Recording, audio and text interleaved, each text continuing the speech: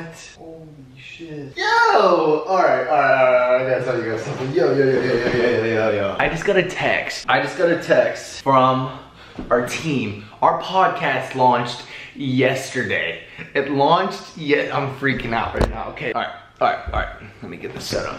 Man, I gotta get this set up right because I got something to tell you guys. Alright, we good? We're good. We launched our podcast yesterday. We're the number 8 health podcast in the world right now. It's the coolest thing in the world because we wanted to create a podcast that gave you guys the ability to create the perfect diet for you. Literally. That is what flexible dieting is. It's education. The more educated you are, the more flexible you can be with your diet. And we wanted to create a podcast. I have a co-host, Miguel IG. He's brilliant. I'm gonna put his Instagram handle right here, @mblakut. You guys need to go follow him. And I will link in the bio, I will link in the description the links to the podcast. I'm kind of baffled right now. There's such a void. There was a lot about flexible dieting for competitors, but cool.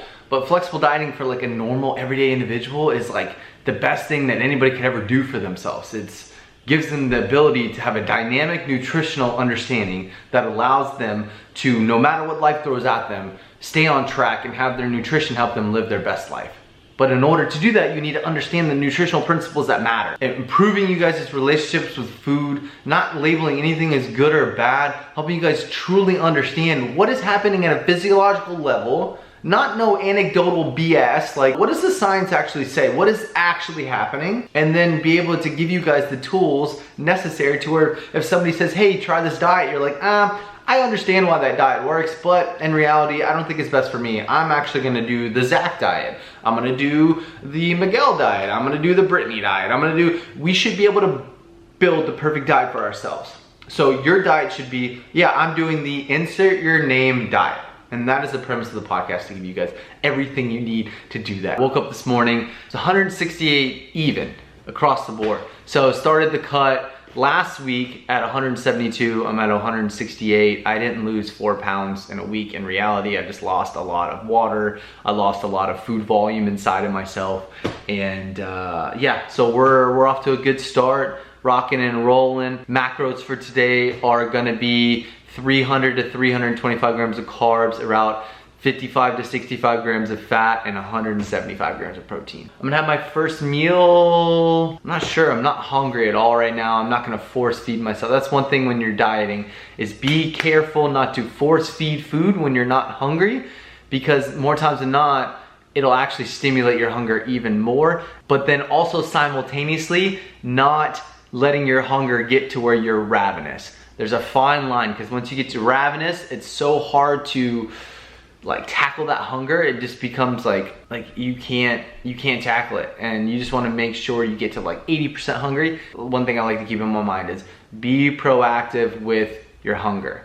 Don't let it just get absolutely crazy to where it's gonna just be so hard to quench. All right, so about 30 minutes out from any meal, I like to chug at least 20 ounces of water, because what it's gonna do, especially when cutting, you're going to help regulate your hunger. Water is one of those things that can help fill you up. And a lot of times when you're hungry, more times than not, you're just dehydrated. Also, by getting some water in there, it's gonna help lubricate my digestive system and help me be prepared to digest my food properly. I used to do that with beer cans, shotgun, freaking right here, you have the cat. The glory days.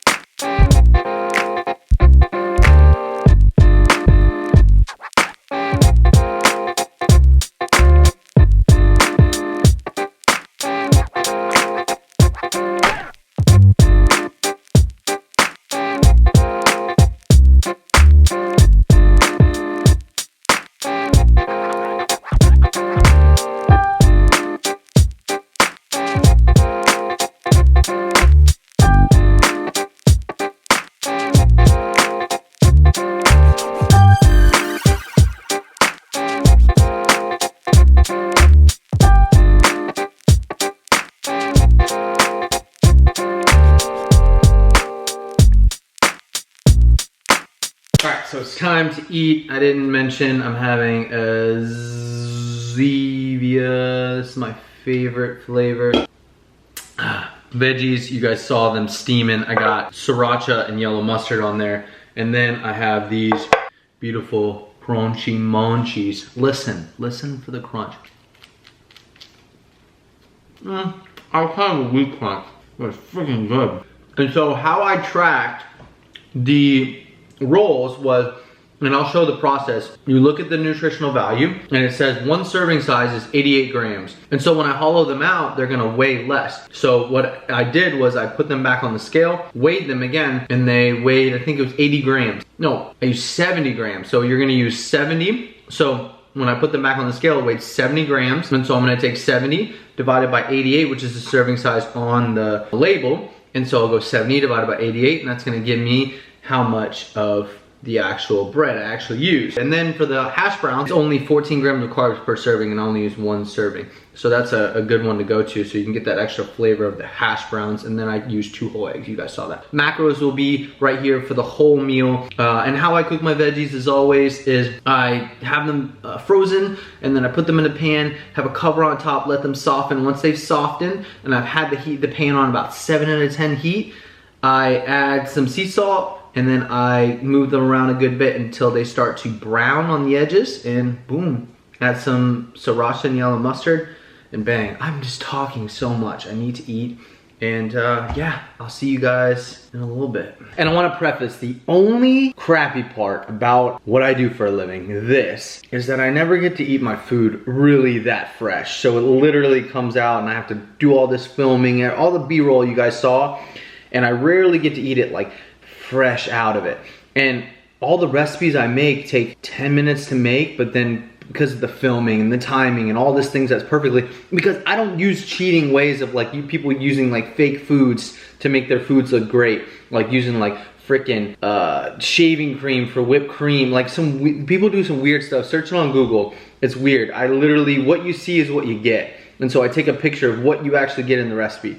So more times than not, like these are so crunchy, if I didn't have to freaking reheat them in the microwave right out of the oven, they're amazing.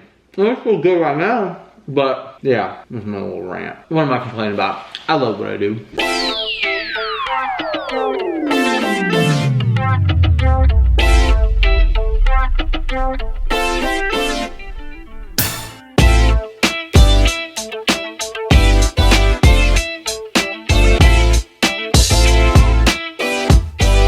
Be the biggest thing is people want an emotional connection. That's why social is so good. Why do influencers work? It's because they have a why behind their brand that people are willing. So for example, Seth Godin. Have you ever heard of Seth Godin? So he wrote a book called Purple Cow, and he was talking about the idea of like you're driving down a highway and you see a cow, like a bunch of cows on the side of the road. You're not gonna stop the car and look at the cows.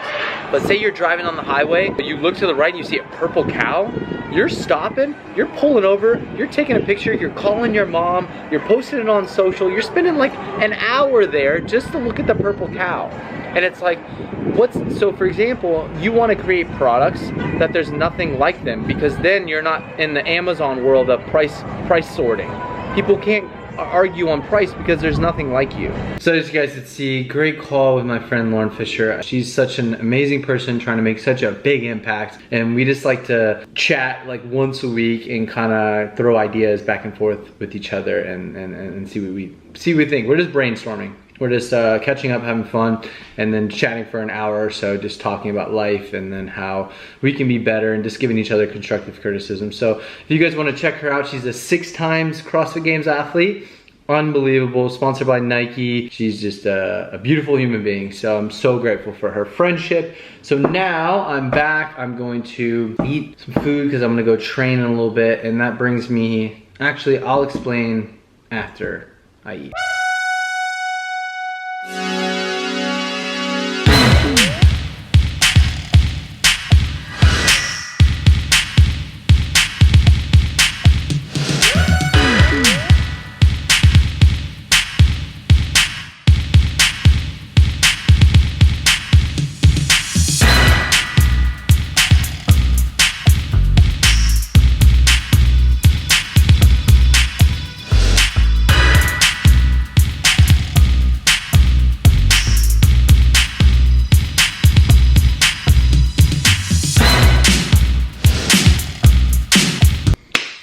All right, so as you guys can see, a little snackaroo. You guys saw me eat one whole one. I got 3 more of these bad boys or girls or whatever you want to call it. That pumpkin frosting is all over my face. So it is currently 3:45. The day has kind of gotten away from me. I normally were to have eaten my new schedule that I haven't talked to you guys about. I normally would have eaten my meal at 8, I don't know what I'm supposed to say. Would have ate my meal at 11 a.m. but I ended up eating at 12. And then my meetings and calls and everything like that went longer than I expected. And then it's 3:45 right now and I just finished that meal. So normally I'd go train at 4:30. I'm losing it today. 4:30 and I would train at 4:30, yes. So today I'm probably gonna have to wait a little bit longer to let this settle. I'll put the macros on the screen. That meal was amazing, super easy to make. If you're a pumpkin lover, you'll absolutely love it.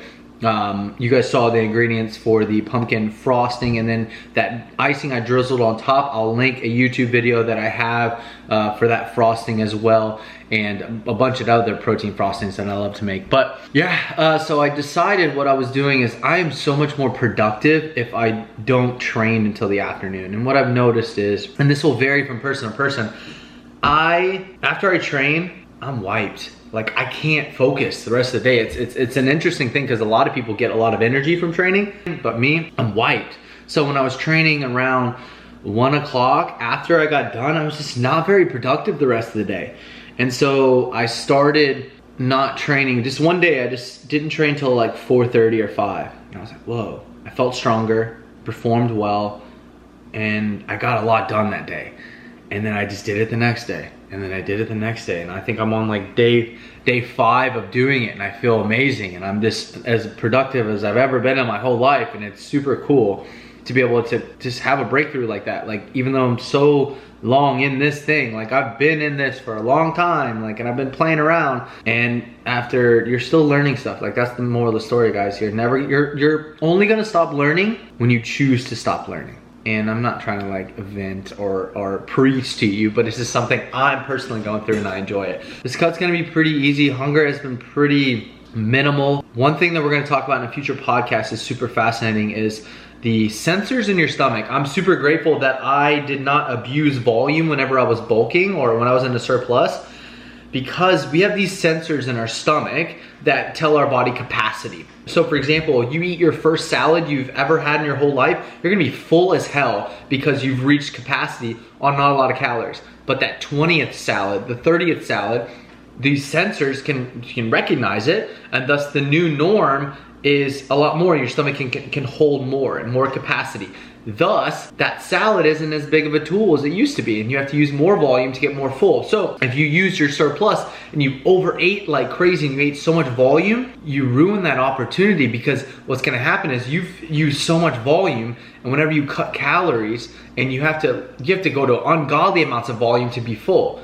And so that's the power of when you're in a surplus, don't abuse it. And so for me, as long as I'm over 300 grams of carbs a day, I'm not gonna abuse volume whatsoever. I might be a little bit hungry, that's okay, but I wanna be able to strategically have my salads and my high volume stuff, like my Frosties. You guys know I love that.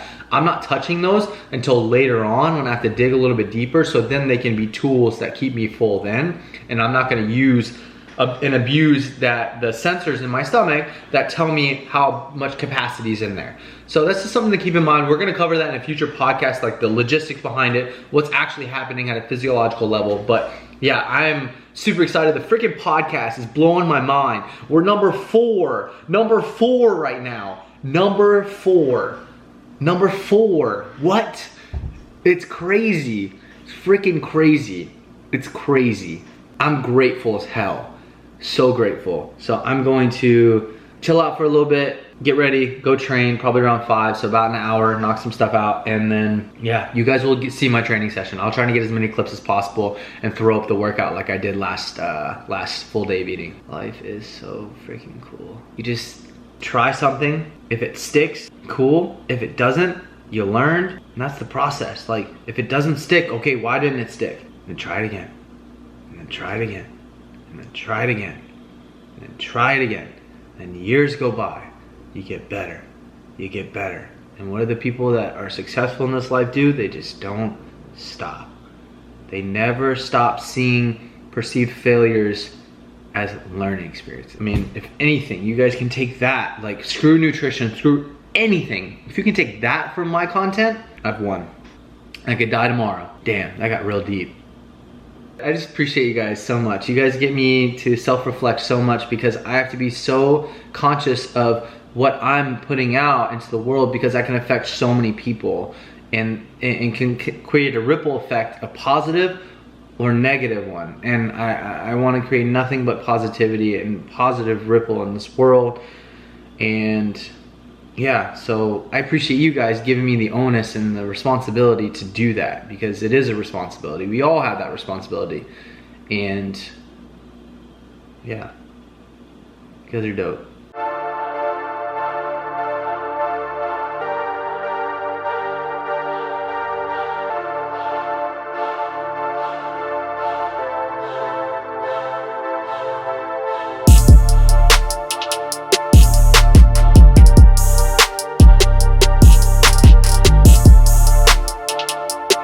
Alright, so I'd like to talk to you guys and tell you guys exactly why I'm doing my reps and sets. So you guys might be thinking like, Zach, you're only doing the 65s, like that's not that heavy. Well, my gym only has, the heaviest dumbbells it has is 65s. So what I do is I want to make the 65s as hard as possible. So what I'm doing is really controlling it to the bottom and really controlling my tempo. Bottom, pause for slightly, come up, squeeze as much as I can, and then limit the time at the top, and then come back down nice and slow. I'm making the 65s as hard as possible. So for example, if you don't have access to heavier dumbbells, to where you can go heavier, do the tempo a lot slower, really control the negative, and it's time under tension. It's gonna make the movement a lot more difficult, and thus you're gonna get that stimulus that you want. So give that a try next time and let me know what you guys think.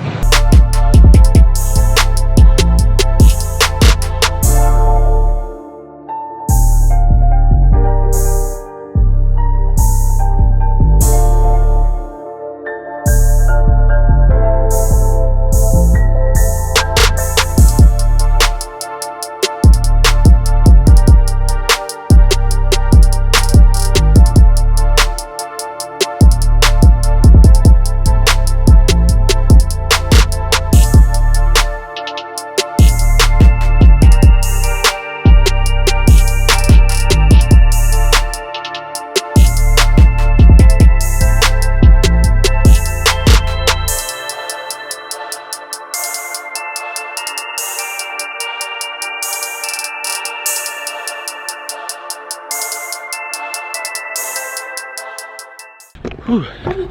We're running right now. I'm gonna be late. All right, I gotta hustle. I'm gonna be late for our team meeting. I just ran a bunch of stairs, by the way. On the 3rd floor. Ooh, da, da, da, da. Oh, ow.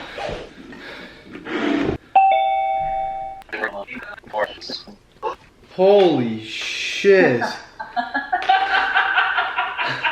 We're popping in and out as one of the top in the health and fitness category. It's just, yeah, it's just snowballing right now, which is cool. All right, so I ended up going for a little bit of a walk after that meeting. I haven't eaten anything since I worked out. It's like 8 p.m. right now. I had to catch up with my mama. My mom and my dad went on a cruise for like 7 days, so, whoa, it's super bright. But it was good catching up with them. I love my parents. So, talked to them for about 30 minutes. They had a blast. My dad did some like stand-up comedy. I'm proud of him. He stepped on, he practiced what he preached. He thinks he's funny, but he literally stepped on stage. So, I'm about to get inside and make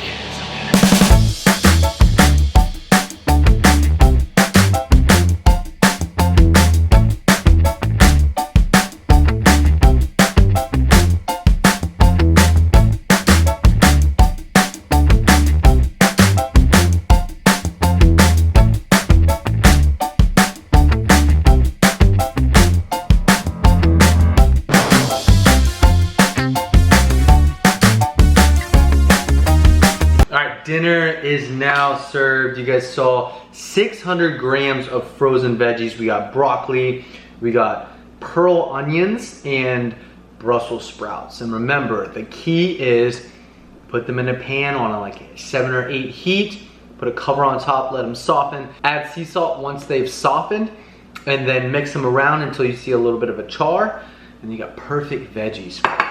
And then of course, this is the staple, the everything bagel rice cakes with the 3 eggs. It's just, it never gets old. I had it when I was bulking in my gaining phase, and then I had it now during the cut. I mean, it's delicious and nutritious. What more can you ask for? Hope you guys are enjoying the episode thus far. I'm pretty sure I have so much content, it's gonna be really, really long, but you know, it is what it is. Appreciate you guys watching. Like I said, every Tuesday I'm filming a full day of eating / vlog, giving you guys an update, and then they should be released on Fridays.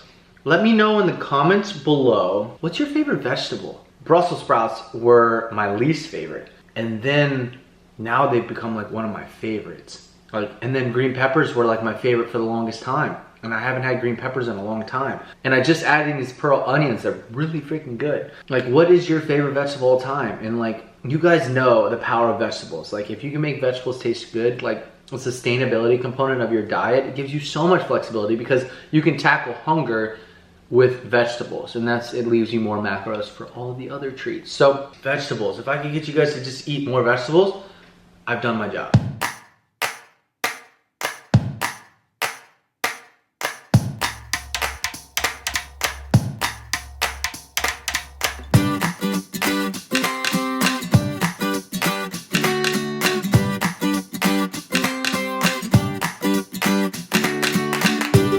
This cinnamon roll dip is no joke. You guys saw it in slow-mo, so what I've been doing is breaking rice cakes in half. I'll usually do 8 or 9 rice cakes and dip them in there. But I ran out, I only have 4 rice cakes, and so I'm gonna do 6 more of these thin stackers that you guys saw on the last vlog, full day of eating from last week. But yeah, it's no joke, man. It's no joke. All right, so let's look at the macaronis. Let's see what I ended up at. We ended the day at 162 grams of protein. We wanted to hit 175, so under. 358 grams of carbs. We wanted to hit between 300 and 350, so we're above, that's fine. Protein's a little bit under. And then fats at 59, so we wanted between 55 and 65. So, fiber at 47, a little high, a little under our last full day of eating. I've been trying to hit under 40 lately, and it's been good. But yeah, good. I'm proud of myself. We're good, we're making progress. I mean, I'll probably wake up at 167 tomorrow morning.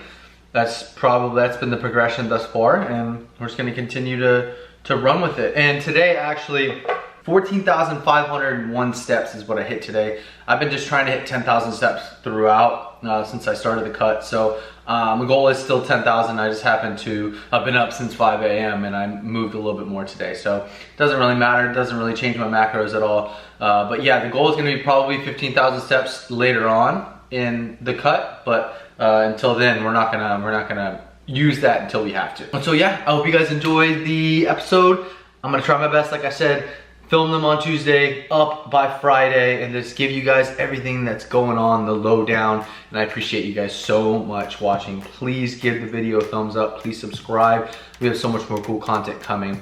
Let me know in the comments below. Remember, what is your favorite vegetable? I wanna know. And then also, how's your cut going? Let me know, how are things going? What have you learned this past week? Let's have a conversation. Ask me some questions, I'm willing to help. You guys saw that in the last video. I'm in there, I'm engaging in answering your guys' questions. But thank you guys so much for watching, and I will see you guys in the next video.